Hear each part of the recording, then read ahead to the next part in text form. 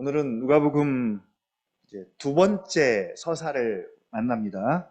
첫 번째가 세례 요한의 수태고지에 이어서 오늘은 예수님의 나심을 예고하는 장면인데, 이 세례 요한의 출생과 예수님의 나심이 갖는 의미가 우리에게는 좀 특별합니다.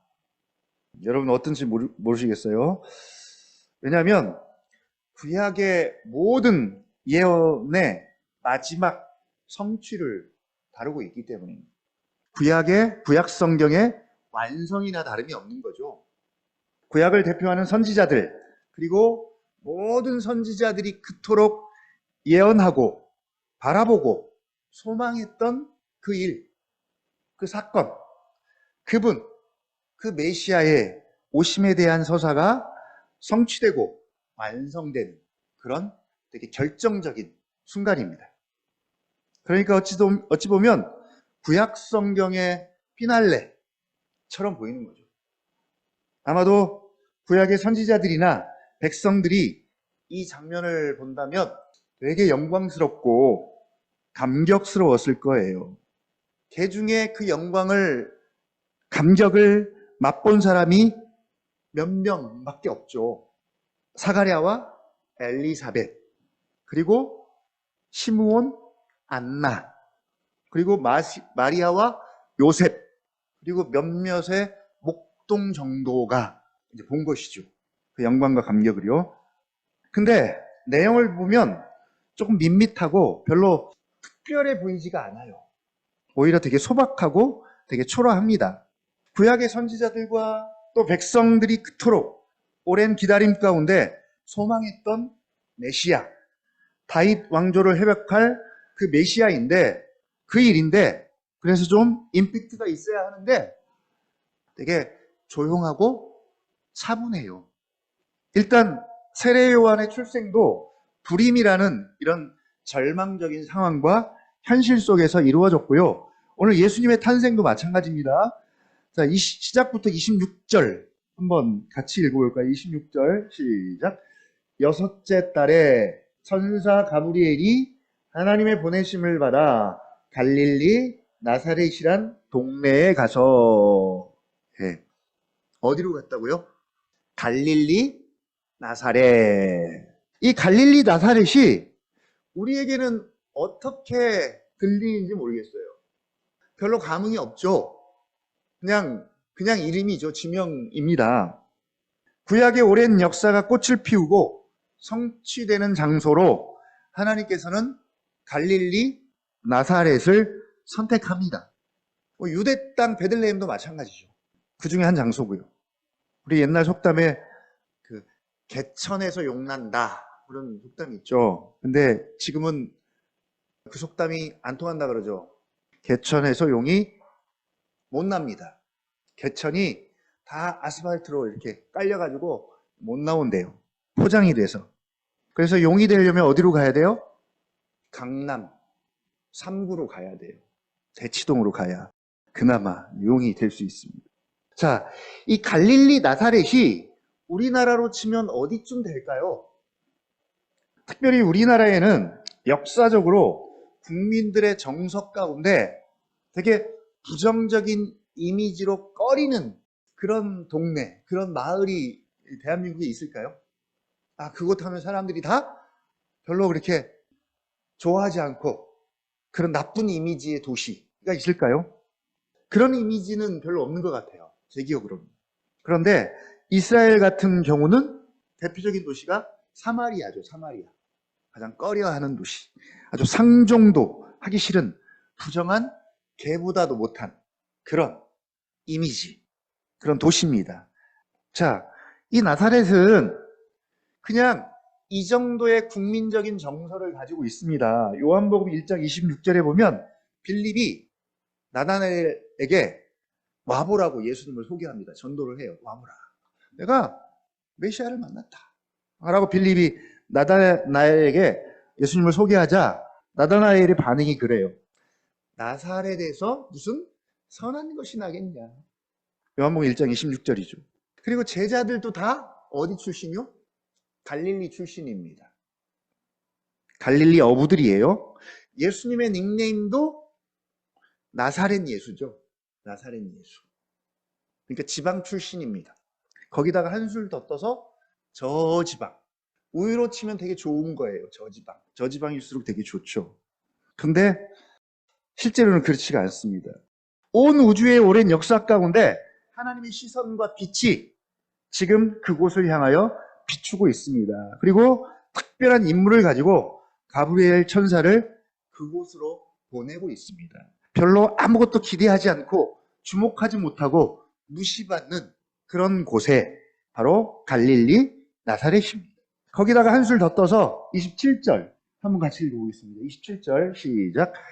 다윗의 자손 요셉이라 하는 사람과 약혼한 처녀에게 이르니 그 처녀의 이름은 마리아라. 누가복음에서 요셉은 철저하게 배제됩니다. 마태복음은 요셉을 앞세웠다면 누가복음은 마리아 중심으로 이제 기록을 합니다. 오늘 또 천사가 마리아에게 나타나는 걸로 이제 기록을 하고 있습니다.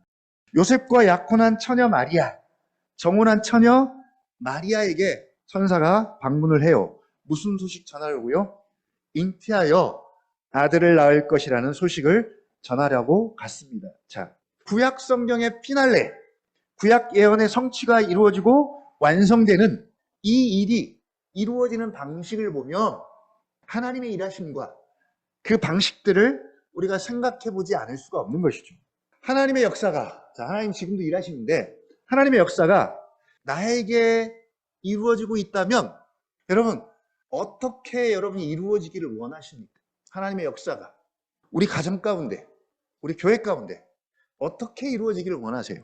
구약 예언이, 구약 성경이 소원하고 기다리고 바라보고 원했던 그 예언이 어떤 방식으로 이루어지시기를 여러분 원하십니까? 혹은 메시아가 어떻게 오시기를 원하시나요? 이미 오셨으니까 우리는 거기까지 생각할 필요가 없지만 일단은 우리의 생각과는 다른 상식을 초월한 대중들이 원하는 방식은 아닌 것 같아요. 그래서 실족합니다. 그래서 그토록 원하고 바라고 기도했던 그 메시아가 오셨지만 알아보지 못하고 믿지 못했던 이유가 바로 그것이죠. 바로 내가 원하는 방식은 아닌 것 같아요. 내가 원하는 모습은 아니었던 것 같아요. 당장 갈릴리 나사렛 그리고 목수 요셉의 아들 정혼한 처녀 마리아만 보더라도 어떻게 이런 출생의 비밀을 가진 분이 메시아가 되고 구원자가 될 수 있느냐는 것이죠.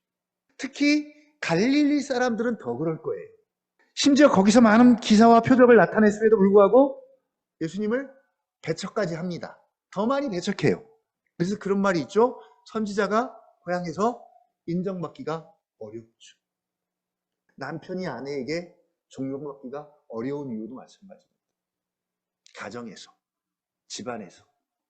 거기다가 이스라엘 백성들이 자기들이 그토록 기다리던 메시아에 의해 실족한 이유 중에 하나가 뭐냐면 이 종말론적 메시아 사상 때문입니다. 주일날 이제 베드로 후서를 통해서 다뤄보겠지만 그들이 기다렸던 메시아는 어떤 메시아냐면 종말론적 메시아입니다. 구약 성경의 모든 예언은 다 종말론적입니다. 그러니까 메시아가 오시면 말 그대로 그냥 끝이에요. 끝. 모든 게 다 끝난 거예요. 어떻게 끝이 납니까?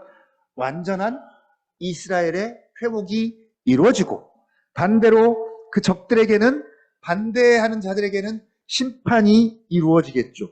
군사적으로, 정치적으로, 사회적으로, 경제적으로 평화가 이루어져서 이스라엘 나라가 영원할 것이라는 그런 메시아를 원하고 있었습니다. 그런데 메시아가 왔는데 출생부터 이상하더니 힘은 있고 능력은 있는 것 같은데 그들이 생각하는 것하고는 전혀 다른 일을 하고 다른 데 관심이 있고 다른 가르침을 전합니다. 물리적인 이스라엘 나라를 위해서 뭔가를 해야 하는데 오히려 영적인 하나님 나라에 대해서만 계속 전파하고 가르치고 있는 것이죠. 이건 그들이 생각하는 종말의 메시아가 아닙니다. 거기다가 더 혼란스러운 것은 오시면 끝이어야 하는데 다시 또 죽어요. 부활한 후 승천합니다. 그리고 또 다시 오신대요. 또 기다려야 돼요. 구약 꽤 오랜 시간 동안 기다렸는데 또 기다려야 한대요. 구약 예언이 담고 있는 종말론적 메시아에는 죽음과 부활과 승천과 다시 오심이 잘 드러나 있지 않습니다. 그러니까 예수님의 초림이 그들에게는 종말입니다.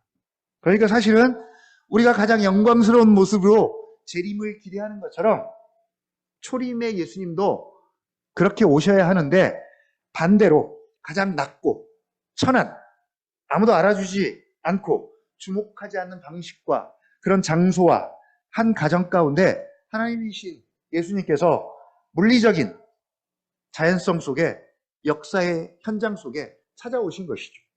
이유는 자기 백성들을 그들의 죄에서 구원하시기 위해서입니다.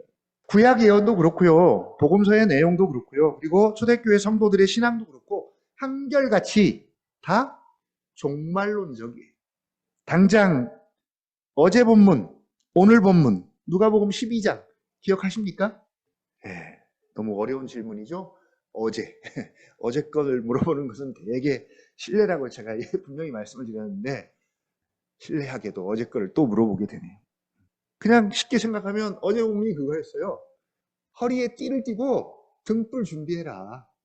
결혼식에 참석했던 주인이 언제 올지 모르니 그 주인이 올 때까지 오면 빨리 문 열어줄 수 있도록 허리에 띠를 띠고 등불을 준비하고 있어라. 그렇게 말해놓고 마지막에 인자의 오심도 그렇게 올 것이니까 그렇게 준비하고 있어라. 그런 내용이었어요. 다 뭐예요? 제자들에게 종말론적인 가르침을 통해서 종말론적인 제자도와 청지기 도를 가르치고 있습니다.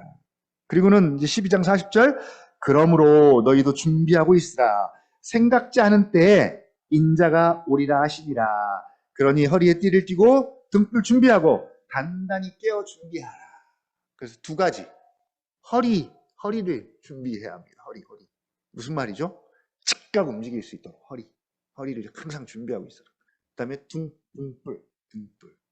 등불은 이제 열처녀 비유에서도 등장을 하죠. 바로 종말을 살아가는 제자의 삶의 자세죠. 깨어 있으래요. 깨어 준비하래요. 자, 그러면 잠은 언제 자요? 잠은 언제 잘까요? 편하게. 자, 오늘날 우리의 신앙이 종말론적인가? 라고 했을 때는 당장 저부터도 그래요. 글쎄요. 라고 물음표를 달게 됩니다. 근데 이미 초대교회의 신앙의 핵심과 중심은 종말론적입니다. 예수 그리스도의 재림과 다시 오심에 대한 그 믿음과 확신에 견주어서 그것으로 그들의 신앙의 삶을 꿋꿋하게 풀어가고 살아갑니다. 그래서 모든 서신서가 예수님의 그 재림에 대한 이야기를 빠지지 않고 하는 이유죠. 그렇게 치면 오히려 지금이 훨씬 더 종말에 가까운데, 물론 그때도 종말이고 지금도 종말입니다. 훨씬 더 가까운데 우리는 그들만큼은 그렇게 종말론적이지 못하는 것 같아요. 이유가 많겠죠. 이 누가복음을 통해서 이 종말의 문제를 하나하나 해결을 해야 합니다. 해결을 했으면 좋겠습니다. 어차피 예수님의 가르침이나 제자도 하나님 나라 다 종말론적이에요. 그래서 이 종말의 의미를 다시 한번 알고 이해해서 지금 우리가 종말의 교회입니다. 종말의 교회. 그리고 종말의 교회로서 또 성도로서 제자로서 균형 잡힌 모습으로 건강한 모습으로 다시 우리의 신앙을 세워나갈 수 있었으면 좋겠고요. 이제 두 번째가 천사가 전한 소식입니다. 31절 한번 같이 읽어보겠습니다. 31절 시작. 보라 내가 잉태하여 아들을 낳으리니 그 이름을 예수라라. 예. 여기까지만 보면 이건 처녀에게 있어서 날벼락이잖아요. 우리는 아니까 이게 참 좋은 소식이지만 유대의 결혼은 세 단계로 이루어진다 그래요. 지금 요셉과 마리아는 두 번째 단계를 지금 가고 있어요. 정혼의 단계를 지금 거치고 있습니다. 서류상으로는 사실혼에 가깝지만 결혼 당사자와 집안 사이에 집안 그 사이에 혼인을 서약한 후에 이제 1년 후에 결혼을 정식적으로 하게 되는데 그 1년의 시간이 정혼 기간입니다. 그래서 그 시간 동안 특히 신부는 순결을 지켜야 하는 시간입니다. 이건 신부에게 생명입니다. 지금 교회가 예수님을 지금 기다리는 그런 시간과 같아요. 그래서 순결해야 합니다. 근데 이게 무너지면 간통죄가 성립이 되어서 결국은 파혼이 되는 것이죠. 파혼. 이런 상황 속에서 마리아에게 아들을 낳을 것이라는 소식은 처녀에게는 가장 충격적인 소식이죠. 그것도 당시의 결혼 적령기가 보통 12세에서 13세라 그래요. 12세에 13세면 은총이가 몇 살이야? 16이래요. 근데 은총이보다 훨씬 어린 그 여자아이를 생각하면 됩니다. 요즘 나이로 치면 얼마나 어려요. 이렇게 생각하면 마리아를 다시 보게 되는 거죠. 28절에 천사가 그런 인사를 합니다. 은혜를 받은 자여 평안할지어다. 자, 어떻게 이런 소식을 듣고 평안할 수 있을까요? 아마도 마리아에게만 천사가 이 소식을 전했다면 큰 문제가 되었을 터인데 누가복음에는 없지만 요셉도 이 소식을 들었습니다. 자, 마리아가 어떻게 이 수태의 고지를 받아들입니까? 32절과 33절이죠. 같이 한번 읽어보죠. 시작. 그가 큰 자가 되고 지극히 높으신 이의 아들이라 일컬어질 것이요. 주 하나님께서 그 조상 다윗의 왕위를 그에게 주시리니 영원히 야곱의 집을 왕으로 다스리실 것이며 그 나라가 무궁하리라. 아멘. 이제 요게 누가복음의 키포인트예요. 앞으로 전개될 누가복음의 모든 내용들은 이 내용에 담긴 의미들을 다양한 방법으로 확증해주고 더 분명하고 확실하게 밝혀주는 역할을 할 겁니다. 그래서 다른 것은 몰라도 31절부터 34절은 훅 지나가면 안 되고 이 누가복음이 끝날 때까지 마음에 품고 계셔야 합니다. 간단하게 말하면 예수님의 정체성과 사명에 대해서 아주 핵심적으로 간략하게 묘사하고 있습니다. 세례 요한의 수태고지와 예수님의 수태고지의 공통점이 있죠. 이 짧은 이 출생 고지를 통해서 예고를 통해서 세례 요한의 정체성과 사명을 그리고 예수님의 정체성과 사명을 아주 핵심적으로 누가가 잘 기록해주고 있습니다. 13절부터 17절까지가 세례 요한의 정체성과 사명을 되게 잘 요약해주고 있습니다. 자, 이건 뭐 집에 가서 한번 읽어보십시오. 세례 요한은 이거 보시면 예수님처럼 그렇게 잘 요약이 돼 있어요. 똑같은 패턴으로 31절부터 33절 예수님의 정체성과 사명을 보여주고 있는데 누가가 아주 친절하고 또 중요한 정보에 대해서 핵심 요약을 되게 잘해주고 있습니다. 보는 우리가 되게 편하게 볼 수 있도록. 정체성을 알면 뭐가 보인다고요? 정체성을 알면 사명이 보인다. 정체성을 알면 사명이 보입니다. 그래서 정체성과 사명을 같이 묶어 놓았어요, 지금. 그래서 정체성 싸움이다라고 얘기했죠.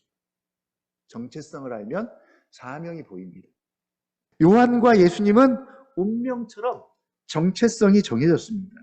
분명하고 확실합니다. 그러니까 사명도 확실해요. 자, 우리에게 적용을 해본다면 묵상을 하다 보면 여러분 뭐가 더 크게 보여요? 이 정체성과 사명 둘 중에 뭐가 더 크게 보입니까? 사명이 더 크게 보이나요? 예, 그렇죠. 사명이 더 크게 보이는 것 같아요. 애들이 어제 애들이 이제 차에 태워서 이제 펜스치로 가는데 애들이 사역 얘기를 하더라고요. 사역이 어떻고 애들이 쫓겨난 것들이 사역이란 단어를 막 밥 먹듯이 쓰니까 웃기기도 하고 또 그런 단어를 서슴없이 쓰니까 대견하기도 하고 왔다 갔다 그래요. 웃기기도 하고 대견하기도 하고. 아, 저것들이 뭘 한다고 자꾸 사역. 응? 자, 그쵸. 뭐 애들 사역이 대단하겠어요? 그렇지만 뭐 사역은 사역이니까. 예. 사명이라고 해서 거창한 게 아니라 내가 할 일, 내가 이런 사람이 되어야 되겠고, 내가 이렇게 살아야 되겠습니다. 뭐 그걸 일상에 적용하는 것이죠. 우리 묵상 지금 그렇게 하시잖아요. 예, 사명에 가깝죠. 근데 정체성을 놓치게 되면 사명은 내일 아침이면 또 바뀌어요. 내일 본문 보면 또 바뀔 거예요. 계속 바뀝니다. 계속 달라집니다.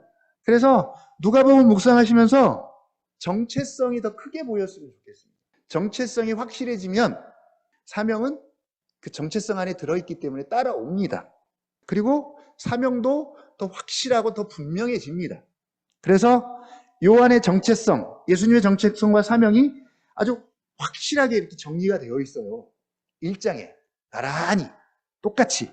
누가복음이 마칠 때면 거기다가 나의 정체성과 사명도 이렇게 지금 예수님의 정체성을 31, 32, 34 세 절로 요약을 한 것처럼 나의 정체성과 사명도 이렇게 한 3절과 4절로 정도로 요약하고 압축할 수 있는 확실하고 분명한 흔들리지 않는 정체성과 사명이 정해졌으면 좋겠어요. 이건 우리의 숙제입니다. 누가복음 마칠 때까지. 그러기 위해서 반드시 집중하고 답을 얻어야 할 것이 바로 예수님의 정체성과 사명입니다. 우리의 정체성과 사명이 예수님의 정체성과 사명에 의해서 근거해서 준해서 결정이 되기 때문에 우리가 여기를 주목할 수밖에 없는 것이죠. 예수님의 정체성과 사명과 분리된 나의 정체성과 사명은 이건 불가능합니다. 그런 일은 없습니다. 예수님과 상관없는 정체성과 사명은 그렇죠. 우리에겐 말도 안 되죠. 그건 가짜입니다. 그러니까 예수님을 통해서 쇼부를 봐야 되는데 다른 서신들이 우리 히브리서 지금 계속 주일날 듣고 있잖아요. 다른 히브리서만 가지고 봐도 우리의 대제사장이신 예수를 깊이 생각하라고 그리고 믿음의 주 온전하게 하게 하신 이인 예수를 바라보라고 하는데 자, 어디서 보고 생각할 수 있습니까? 어디서? 물론 히브리서도 다른 서신서들도 약간의 소스를 주기는 하지만 그 모든 생각할 수 있는 바라볼 수 있는 자료, 소스가 어디 있어요 지금? 누가복음 안에 있잖아요. 엄청 많습니다. 누가복음 안에. 복음서들 안에 엄청나게 많은 소스들이 있는 거죠. 생각하고 바라볼 수 있는 자료들 많습니다. 이런 자료들 없이 생각은 불가능한 거예요. 생각할 수가 없습니다. 근데 예수님은 안 보고 주변 상황들만 보면 안 된다는 거죠. 당장 오늘 이 본문만 보더라도 우리가 은혜를 받는다라고 하는 그 은혜의 포인트가 어디입니까, 여러분? 어디서 적용이 나요? 오늘 본문 속에 등장인물이 이제 천사하고 마리아니까 아마 마리아가 가장 쉽잖아요. 저부터도 당장 마리아가 좋아요. 적용하기가, 은혜 받기가. 어떤 마리아입니까? 37절부터 38절. 대저 하나님의 모든 말씀은 능하지 못하심이 없느니라. 마리아가 이르되 주의 여종이 오니 말씀대로 내게 이루어지이다. 네. 하나님의 뜻과 역사가 비록 비천한 여종이고 심지어 정혼한 상태에 있어서 임신한 것을 알면 사람들로부터 온갖 비난과 비방과 심지어 파혼을 당하고 사회로부터 심지어는 창렬하는 소리를 들을지라도 자신의 아니보다 하나님의 뜻을 먼저 생각하는 그런 마리아. 또는 대저 하나님의 모든 말씀은 능하지 못하심이 없사오니 말씀대로 내게 이루어지이다. 예. 말씀에 대한 마리아의 탁월한 신뢰와 믿음. 어때요? 되게 교훈이 되고 적용거리가 됩니다. 근데 이게 나쁘다고 할 수는 없습니다. 그러나 여기에만 머물면 안 되고요. 여기에만 머물러 버리면 우리는 천사가 전해준 인류에게 가장 기쁘고 주목할 만한 소식을 놓치게 되는 것이죠. 설령 당장은 큰 울림이 없거나 감동이 없더라도 예수 중심으로 가야 합니다. 그래서 31절과 33절은 마음 한 곳에 깊이 좀 자리를 잡고 우리가 묵상할 때마다 끄집어내야 되는 거죠. 어떤 본문을 묵상하든지 이 31절부터 33절을 끄집어내서 그 본문들을 통해서 정말 예수가 그러한가, 큰 자이고 지극히 높으신 하나님의 아들인지, 내가 따를 만한지, 내가 따르면 어디까지, 어느 정도로 따라갈 것인지, 정말 뒤도 안 돌아보고 가장 우선순위로 따를 만한 분인지, 나의 생명을 들여도 아깝지 않고 두렵지 않고 걱정 1도 없는 분인지, 그렇게 위대한 분인지, 자연과 초자연과 모든 것을 그 권세로 또 말씀으로 다스리고 통치하시는 분인지 계속 제자들과 함께, 오늘 또 여행을 가고 있잖아요. 제자들과 함께 이제는 12제자가 아니라 몇 명이라고요? 13명. 그 중에 내가 이제 들어가 있는 거죠. 13명. 예. 나도 거기에 있습니다.